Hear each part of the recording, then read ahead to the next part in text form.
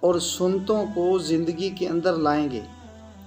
آج جو سنتیں زندگی میں نہیں آ رہی ہیں نا جی، وہ جیسے ایک دیوار بنی ہو نا، تو دیوار کی ایک اینٹ گر جائے تو ایک وقت آتا ہے اس کی اینٹیں گرنا شروع ہو جاتی ہیں، کمزور ہو جاتی ہے۔ آج ہم نے سنت کو سنت سمجھ کے چھوڑ دیا، جس کی وجہ سے سنت ہماری زندگی سے نکلا، فرض سے بھی نیچے جا رہی۔